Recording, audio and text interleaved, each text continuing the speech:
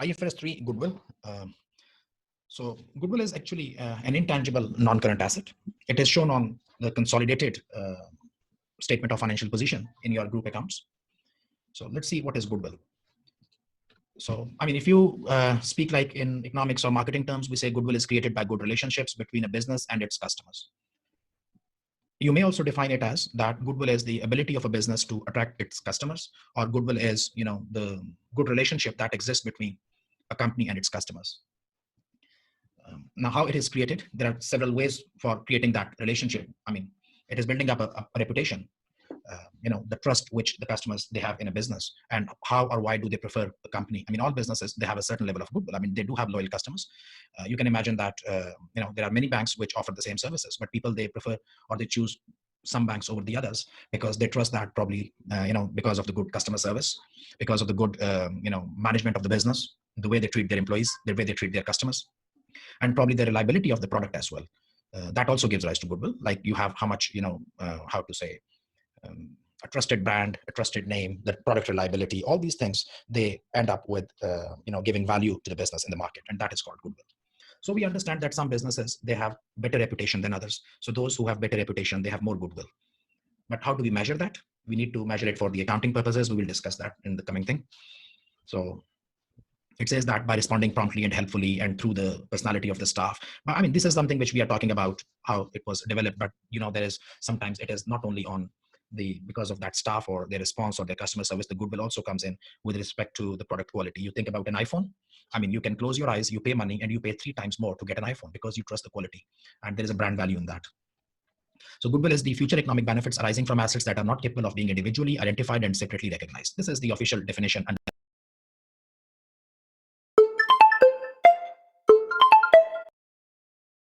IFRS 3. Now, you have got other intangible assets as well. Goodwill is also an intangible asset, but we separate it. Why do we separate it? We will discuss that thing, that why or how do we separate goodwill from other intangible assets? Because in many cases, your other intangible assets, they are identified. When I say identified, it means that you have some contract for them. You purchase a software, there is a license, there is a contract for that. You purchase some copyrights, of course, there is a contract, and it is identifiable. We call it identifiable. Goodwill is not identifiable. Goodwill is a perceived thing. It's a perception. You only calculate goodwill at the time of purchase. Otherwise, goodwill is not something which has documented evidence. Okay, it does not have a documented evidence. So there are two types of goodwill. One is called internally generated goodwill. The other one is called purchase goodwill. Now, let me create a scenario. Okay, let's do like this. I'll keep this thing away for a while, and I'll explain you in a much simpler way. For example, there is some restaurant, and you want to purchase that restaurant. So you go there and you ask the person. Now you should remember that it is a rented place. So somebody took a place on rent and he's working his restaurant, and you go there and you say, okay, I want to buy this small restaurant. How much do you charge? And he would say, I'm $1 million. And you would say, what assets do you have? So normally, what do we have in a restaurant?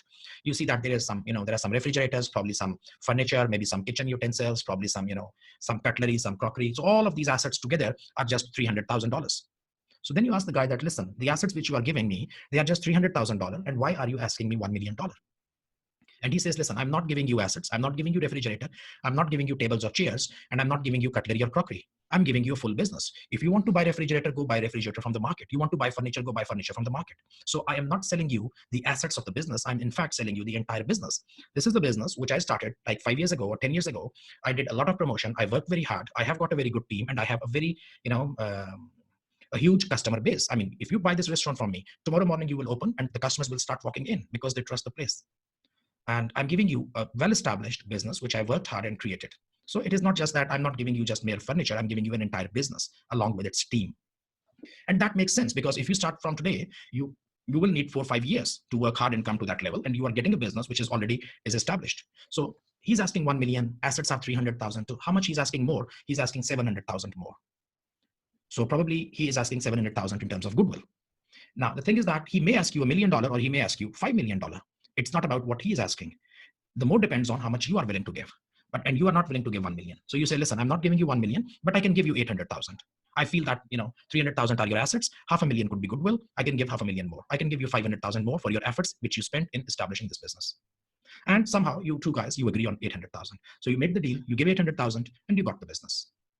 So what you paid more, what you paid extra, you paid 500,000 more. That is called goodwill. So goodwill is the difference between the price which is paid to acquire a business and the net assets of the business when it was acquired. You call it acquisition. So whatever are the acquisition date, whatever is the acquisition date, on that particular date, what were the net assets? The net assets were 300,000. How much you paid? You paid 800,000. You paid 500,000 more. That is called goodwill. And it should go into the intangible assets. Now you should remember that there are two types of goodwill. You call it internally generated and you call it developed. Let me write down here, internally generated, or you call it purchased, or you call it acquired. So this one was the seller, he worked on that goodwill. So for him, that 500,000 for him, it was internally generated. Internally generated goodwill, it is not shown in the financial statements. So this guy, who actually was the owner of the restaurant, on his balance sheet, he was not showing it. He cannot show that goodwill, okay? Because for him, it was an internally generated. He never gave cash to get it. So on his balance sheet, he never paid out cash. So he cannot, equate and bring in the goodwill. So internally generated goodwill is not shown on the financial statement, but the acquired goodwill, which is also called purchased goodwill, which is like the buyer is paying money, like, you paid 500K. It is shown on the financial statements. So your purchased goodwill, acquired goodwill must be shown. Now, why you should show? Because what is happening that from your balance sheet, now you being the buyer, from your balance sheet, 800K will go out. So this is your balance sheet. This is your balance sheet, and you are paying 800,000. 800,000 of cash is going out of your business. So your balance sheet gets, 800,000 minus from cash. And then what happens that you bring in some non-current, some net assets of that business, which are just 300,000. So your balance sheet will not be equal because 800,000 worth of assets are going out and only 300,000 of net assets are coming in. So then you have to introduce here goodwill also, because to make the balance sheet equal, you put 500,000 as goodwill so that your balance sheet, it becomes equal. So goodwill will be only shown in the balance sheet of the buyer, who is purchasing it, who is selling it, who is acquiring it. So this is one general understanding of goodwill. Now, how does it differentiate from other intangible assets? As I told you before, that goodwill is not really identified in form of a contract or paper. Like when you purchase some other intangible assets like software or copyrights or patents or licenses, they have documentation. They have some contract, which is like identifiable. But in case of goodwill, it's a perception. In case of goodwill, you don't have a document for that, okay? So there is not proof of that thing. So we call it, now we go back to the definitions. We say that it arises due to factors such as entity's reputation and branding, and there are two types of goodwill, internally generated and purchased. And I just explained you the difference between internally generated and purchased goodwill. So goodwill is purchased, IFRS 3, internally generated. We do not recognize in the books. So this is not our scope, okay? We are not talking a lot about this because this is something which is internally generated. We will not recognize in the books. Not recognize in the books means that we will not put it in the balance sheet. Now, the goodwill which you purchase, it must be shown in your balance sheet. Usually it is positive. Positive means that when you are paying more, than the assets. And by the way, in all of the acquisition, 99% of the times there will be a positive goodwill, because nobody will sell the assets on the balance sheet value. Okay, because if they had to sell on the balance sheet value, they can just tear them apart and sell one by one, piece by piece outside. They're giving you a business, so there should be normally some goodwill in most of the cases. In some very extreme circumstances, you may have some negative goodwill. Now that's a rare situation. What does that mean? It means that the company, the restaurant, had assets of 300,000. If they see individual value of tables and chairs and furniture and refrigerator and cooking utensils, everything piece by piece you take, it is 300, but he is giving it to you for 250. Now that's a very rare case. Why would somebody sell its assets at a lower value? Why should he give you the entire business for 250? He can go outside and start selling his furniture and his televisions and his refrigerators, as assets, as pieces, and he can still get 300. Why would he do that? So that's something which is very rare. If negative goodwill arises, it could be possibly there are two reasons. One could be that there is, how to say, a mistake. Very simple.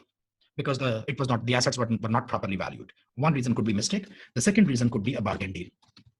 Bargain deal means that probably the assets which are in the business, they are of such type that if they try to sell them outside, they probably will not get some value, and they want to really sell the business, and they somehow negotiated with you, and probably you were in a better bargaining position. So you offered them 250 and they agreed, because probably they do not, or they cannot sell the assets individually. The assets are self-constructed type of assets. What are like specialized assets, I would call them, not self-constructed, but specialized. Some assets which are, made for that particular place. If you take them out, they lose value. So it is possible that negative goodwill may occur, but usually it is considered as a rare case. Now, when you get a positive goodwill, you take it as an asset, okay? So if you are a buyer, and when you are a buyer and you are paying 800,000, so 500,000 you take into your balance sheet as non-current asset, we understand. But if you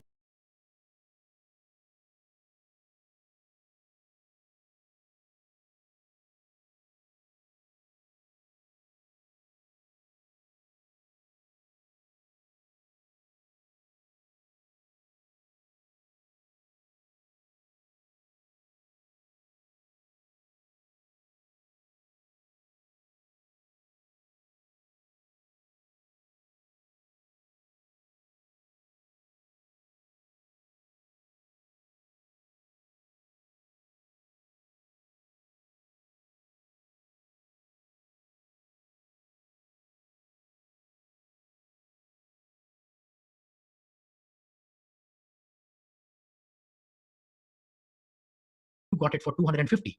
Now what is happening? Now the situation looks like this, that from your balance sheet, maybe 250 is going out, and what is happening, that the assets which are coming in are 300. Now you cannot decrease the value of the assets. Asset you will recognize 300, so you get assets of plus 300, and you got a 250 of cash going out. So of course there is an imbalance on the balance sheet. But then what you should do, how it should be treated, this 50,000, which is now 50,000, which is called a negative goodwill, it should be immediately taken on your income statement and recorded as gain. This 50,000, it goes to P&L as income. Okay, it goes to P&L as your income, which means that you have here your retained earning, and your retained earning will be added with plus 50. Okay, so that's how you will balance. This side will go up with 50, and the other side of the balance sheet will also go up with 50, because you say credit to P&L. You credit P&L with 50,000, so that is considered as a gain immediately. Never think about, okay, if I'm giving out 250, let's make this also 250. You cannot. Assets are 300. Why would you decrease the value of asset? The assets which come in are 300, keep them 300. But what you should do, you should add 50 on the other side of the balance sheet. So which is like recorded as a gain. So this is done, and then we talk about purchase goodwill arising on consolidation is retained in the statement of financial position as an intangible asset. Yes, we know it is non-current. It is intangible asset. It is non-current, and it must be reviewed annually for impairment. Yes, it must be. The word is it must be. I mean, the other assets you may or may not review, but goodwill you must review annually. Why? Because goodwill does not have life. Goodwill does not have life. And if it does not have life, you do not depreciate. You only depreciate those assets which have life. Your goodwill does not have life. It has indefinite life, therefore no depreciation. And you should remember the rule. All those assets which you do not depreciate, you must go for their impairment. You must review for that. So goodwill is reviewed for impairment. Like in beginning of the year, it was 500, and how much it is at the end of the year? Probably it is still 500. If it is still 500, no worries. But if it has been impaired, if you feel that the value of goodwill is now 450,000, so there is an impairment loss of 50,000, and that should go to your profit and loss account. So it must be reviewed annually. The value of goodwill to a business might be extremely significant. Yes, it is true. Goodwill values, sometimes they go into millions and hundreds of millions of dollars. I mean, the brand value of the businesses. However, goodwill is not usually valued in the accounts of a business at all. So what does that mean? It means that the internally generated goodwill you do not record. Okay, the sentence says goodwill is not usually valued in the accounts of a business at all. So here it means that internally generated. Purchase goodwill will always be shown, and it will not be shown in the balance sheet of individual company. Always remember, goodwill never is shown in the account of individual company. Goodwill always come in consolidation. When you do consolidation, so your consolidated balance sheet will have goodwill. Individual company will not have goodwill. Parent, subsidiary, group. Remember, parent acquired subsidiary. Parent will not show goodwill. The consolidated financial statements will be shown goodwill. And purchase goodwill, I explained you, I mean, the money when you give purchase goodwill is shown in the statement of financial position because it has been paid for. And internally generated goodwill cannot be recognized. So how is the value of purchase goodwill decided? Of course, it is the difference between the purchase consideration, the 800,000 which you give, and the net assets, which you acquire, 300,000. The difference between these two will be called goodwill. Now that's interesting. Now, if A values his tangible net assets at 40,000, goodwill is agreed 21,000, and B agrees to pay 61,000. So A is the seller. He thinks that his assets are 40,000, and he needs 21 on the top. So the price agreed 61, and B is paying 61. But values the tangible net assets at only 38. So the buyer, when he takes the net assets, the buyer thinks that assets are not 40, but only 38. So he has paid 61,000 total, but in his opinion, the assets are only 38. So goodwill actually essentially is 23. Goodwill is not 21. This is the seller. So seller thinks that my assets are 40 and I need 21 on the top. So give me 61. Now the buyer agrees on paying 61, but the buyer believes that these assets which seller thinks are 40, actually they are only 38. So I cannot force him to change the value of an asset. This is my opinion. I think that assets are only 38. So actually I'm paying 23 extra. So goodwill should be known as 23. Goodwill is never coming from the point of view of seller, never. Goodwill you always calculate from the point of view of the buyer. How much the buyer believes. The buyer believes that it is 38 and he's paying 23 extra. Goodwill should be 23. IFRS 3 business combination covers the accounting treatment of goodwill acquired in a business combination. Goodwill, it gives you future economic benefit because it is a brand, it is a good value. And when you pay money for that, of course, from tomorrow, you will start getting customers and it will give you economic benefit. So it will be an asset because it gives you economic benefit. And goodwill acquired in a business combination is recognized as an asset and is initially measured at cost. Initially means at the time of acquisition, 500,000, the cost which you pay. And this is the definition which I already have spoken before. And after initial recognition, goodwill acquired is measured at cost less any accumulated impairment losses. So first you recognize it at 500K, which you paid extra. And if there are any impairments in the next years, you subtract. For example, year one, you think there is an impairment, probably then you think that there is another impairment after 2 years. So in the balance sheet, it will appear at like 420. So there is no depreciation, but you just do impairment. And then comes a negative goodwill. I have explained to you the scenario. Negative goodwill arises when the acquirer's interest in the fair value of the acquirer's identifiable assets exceed the cost of the business. It means that you are paying less. So it could be a result of a bargain purchase. Either there are errors in measuring the fair value, or maybe it's a bargain purchase. Bargain purchase means as a result of some negotiation, they agreed to sell it at a lower value. Where there is negative goodwill, the entity should first reassess the amounts at which it has measured both the cost and the assets, and then exercise if there is any errors. If there are not errors, if it is a negative goodwill, then you should take it to the income statement straight away.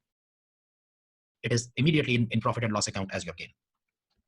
Disclosures: the gross amount and accumulated impairment losses at the beginning of the period, additional goodwill recognized during the period, which means that you have some asset, you purchase some business, you paid 500, this is your opening balance of goodwill. Then during the year, you purchase some other business and you paid some goodwill there as well. So now in your group financial statements, you will have more goodwill. If there are any impairment losses, those should be disclosed, and any net exchange differences should be disclosed. So these are generally disclosures in your F7 or even in SBR. You don't need to, they don't ask you to write down the disclosures. You can just see disclosure means what additional information you should be giving about this topic. So that is all. It's a short standard, but you should have some, how to say, understanding that what is goodwill.